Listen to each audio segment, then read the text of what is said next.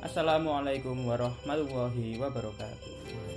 Di kesempatan kali ini saya akan menyampaikan tutorial, yaitu bagaimana cara membuat rak perpustakaan yang tentunya unik dengan menggunakan aplikasi AutoCAD sebagai berikut.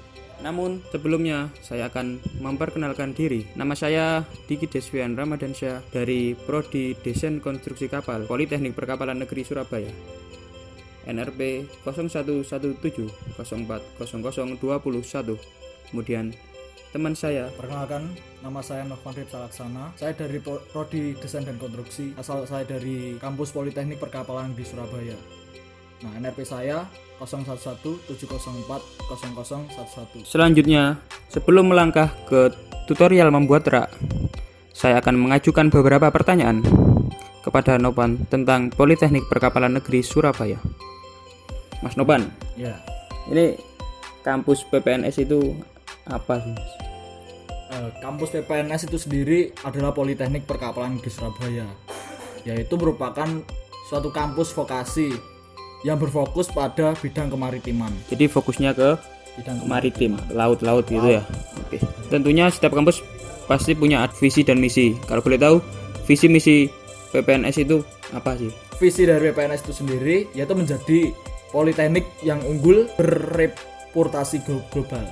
Nah, misinya yang pertama yaitu melaksanakan program pendidikan vokasi dan penelitian terapan di bidang teknologi kemaritiman, teknologi penunjang kemaritiman, serta teknik keselamatan dan kesehatan kerja. Yang kedua, berperan dalam kegiatan kemasyarakatan secara aktif dan produktif untuk mengembangkan teknologi kemaritiman, teknologi penunjang kemaritiman, serta teknik keselamatan dan kesehatan kerja. Yang ketiga, yaitu membangun masyarakat akademis berkualitas yang mampu berkompetisi secara global. Yang keempat, yaitu membentuk jejaring kerja dengan sektor industri kemaritiman serta berbagai institusi terkait untuk merealisasikan sistem pendidikan yang komprehensif. Yang kelima, yaitu mengintegrasikan pengembangan kepribadian dalam proses pembelajaran dan atau kegiatan ekstrakurikuler untuk meningkatkan keimanan dan ketakwaan pada Tuhan Yang Maha Esa serta kemuliaan akhlak. Nah, seperti itu, Mas. Wah, visi dan misi yang sangat bagus Sangat. dan memiliki tujuan yang jelas ke depannya. Selanjutnya saya akan bertanya mengenai salah satu program studi yang ada di PPNS, yaitu desain dan konstruksi kapal ya. Itu apa yang dipelajari di prodi itu? Nah, yang kita pelajari di prodi desain dan konstruksi ini yaitu masalah desain dari suatu kapal di sini. Jadi fokusan kita lebih ke arah desain, mulai dari desain yang paling dasar yaitu line span atau rencana garis, desain ruangan-ruangan dan tangki-tangki.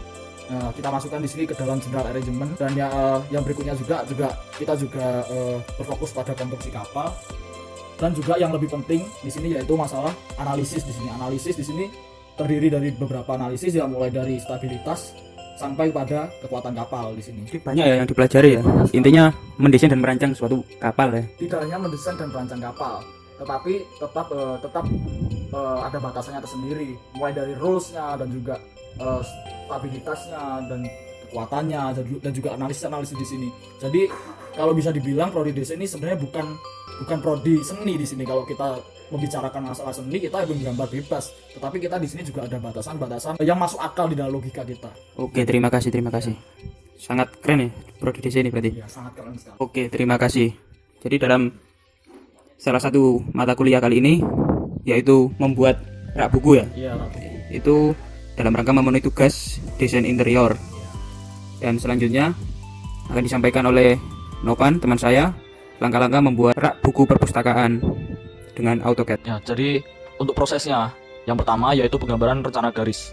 Pembuatan rencana garis berfungsi untuk memberikan gambaran ukuran-ukuran furnitur dari sudut pandang dua dimensi, sehingga lebih mudah menggambarkan bentuk furnitur yang akan didesain. Apabila terjadi kesalahan dalam pembuatan desain, landsman dapat dengan mudah merevisi sehingga memperkecil kesalahan. Nah, di sini merupakan gambar yang akan kita gambar di sini. Ya, ini bentuk 3D-nya. Nah, dari bentuk ini bisa kita lihat dari ukuran-ukurannya bisa kita ukur melalui bentuk lens plan ini. Sehingga di sini bisa memberikan bayangan untuk mendesain. Nah, tahapan yang berikutnya yaitu tahapan untuk menggambar 3D-nya. Di sini kita membentuk hasil dari gambar-gambar lens plan yang sudah kita desain tadi. Kita bentuk menjadi blok solid di sini. Ketika kita sudah membuat blok solid di sini dengan menggunakan extrude, kita bisa merangkainya. Itu masuk ke dalam tahapan yang ketiga, yaitu merangkai blok-blok solid yang sudah kita buat tadi.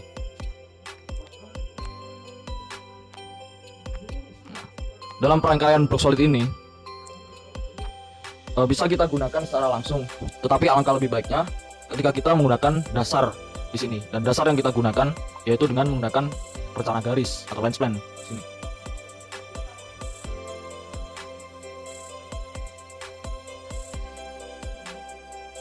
Memang sangat banyak sekali metode-metode yang biasa digunakan oleh seorang desainer. Tetapi metode yang kita gunakan di sini yaitu dengan merangkai atau melakukan assembly terhadap blok-blok yang sudah kita solidkan. Dengan dasar dari bentuk lens plan yang sudah kita buat, kita bisa memperkirakan di mana kita akan melakukan assembly, di mana peletakan setiap blok yang sudah kita extrude di sini.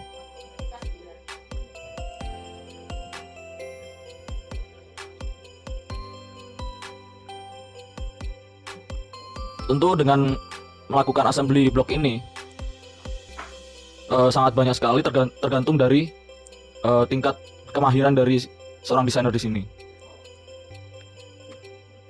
Jadi kita bisa bebas ya melakukan metode apa saja yang kita gunakan.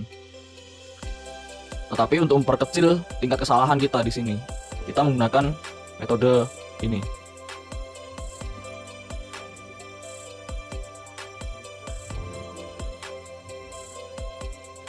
Dari sini mulai ada gambaran, mulai dari ukuran-ukurannya di sini bisa kita sesuaikan melalui bentuk lens plan yang sudah kita desain tadi.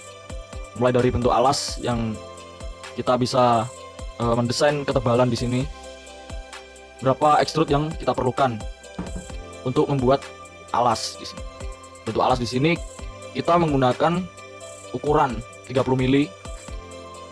Karena apa? Karena bentuk alas merupakan fondasi dari furniture yang kita desain, sehingga perlu bagi kita untuk memberikan ketebalan yang lebih dibandingkan dengan blok-blok yang lain. Nah, di sini kita mulai meletakkan blok-blok satu persatu di sini, dan kita juga bisa melakukan extrude secara langsung ya, tanpa harus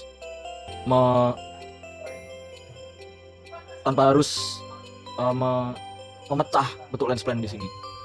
Dari bentuk lens plan kita bisa langsung melakukan extrude.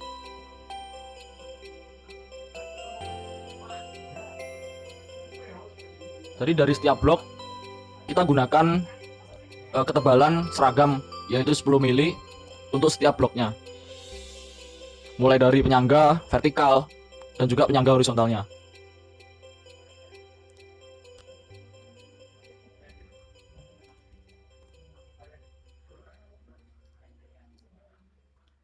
Di sini kita tidak perlu melakukan pemasangan blok satu persatu ya. Ketika ada blok yang bentuknya sama, bisa kita melakukan copy, dan kita bisa meletakkan di tempat-tempat yang sudah kita tentukan di lens plan.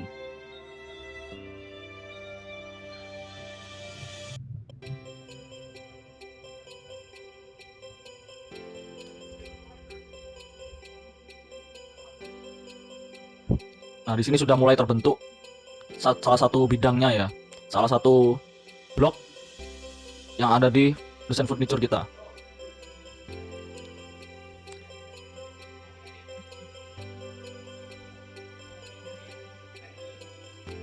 Di sini yang perlu kita perhatikan yaitu masalah penempatan setiap blok. Dalam penempatan blok di sini,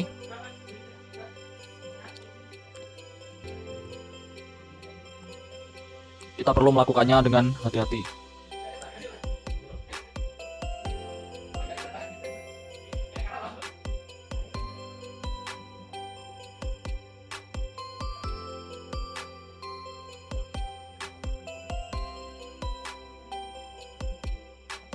Nah, pada proses ini mulai pada pemasangan penyangga vertikal dari bentuk lengkungan ini, kita juga bisa menggunakan array ya. Kita juga bisa menggunakan array di sini, tetapi karena di sini kita menggunakan metode memecah blok, kita tidak bisa melakukan di metode ini. Juga ketika kita menggunakan metode array, juga memperbesar risiko di sini.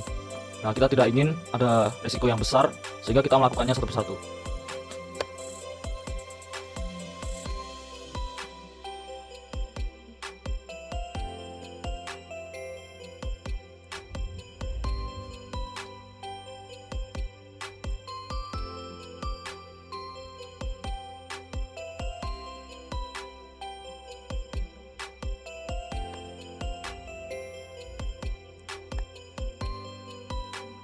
Nah, di sini sudah mulai terbentuk ya bentuknya, tapi masih ada kekurangan.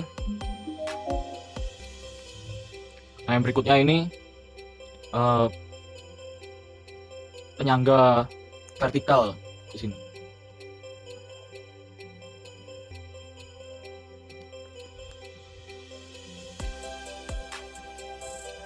Memang ketinggian dari penyangga vertikal ini juga perlu diperhatikan ya, karena di sini juga menggunakan ketebalan pada alasnya. Jadi ketika bentuk tinggi dari ukuran tinggi dari penyangga vertikal itu harus dikurangi ketebalan dari alasnya.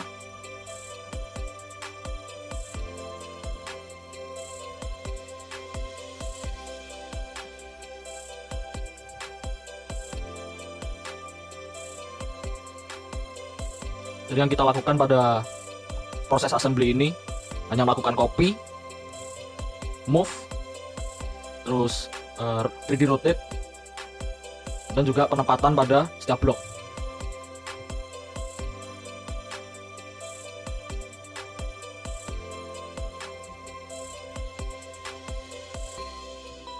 Juga kita juga bisa menggunakan cara cepatnya ya dengan menggunakan 3D mirror di sini.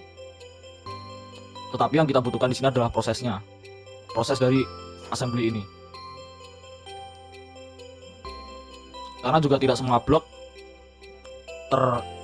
terpotong dengan baik ya. Jadi di setiap tempat di sini memiliki blok yang berbeda-beda. Nah, ini sudah jadi. Tinggal kita pisahkan dengan bentuk lens plane tadi. Karena fungsi lens plane tadi untuk menjadikan bentuknya, untuk mendapatkan gambaran dan bentuknya. Nah, ini sudah mulai selesai ya. Ini adalah hasil dari desain kita, yaitu rak buku dengan bentuk yang miring. Baiklah, itu tadi langkah-langkah membuat rak perpustakaan yang disampaikan oleh teman saya.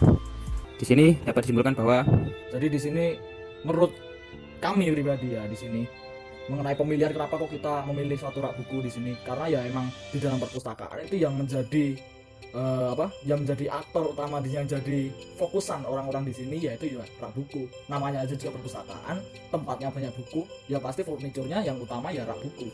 Seperti itu.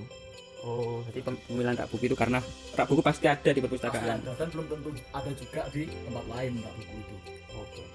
Untuk spesialisasi atau apa yang spesial dari desain ini, bisa dijelaskan? Ya, jadi spesialisasinya di sini sebenarnya mengenai bentuk ya. Jadi kita di sini lebih mengedepankan pada bentuknya. Jadi kalau kita melihat suatu rak buku dengan bentuk yang aneh, yaitu dengan melengkung seperti tadi, yaitu menurut kita sendiri ya di sini bisa menarik banyak masyarakat, untuk mendorong masyarakat untuk agar mereka mau membaca lah istilahnya di sini, untuk mendorong masyarakat buat membaca. Jadi desain di sini itu mengedepankan bentuk yang melengkung tadi ya. Iya. Yang ditonjolkan adalah bentuk yang melengkung, sehingga dengan bentuk melengkung itu dilihat orang itu ini unik gitu ya. Unik ya. Oke. Aneh lah kayak Iya, gitu. aneh. Aneh. Dan hal unik itu pasti bagus ya. Ya itu udah pasti bagus. Oke, gitu. Cukup. Itulah yang dapat saya sampaikan. Kurang lebihnya mohon maaf. Wassalamualaikum warahmatullahi wabarakatuh. Terima kasih.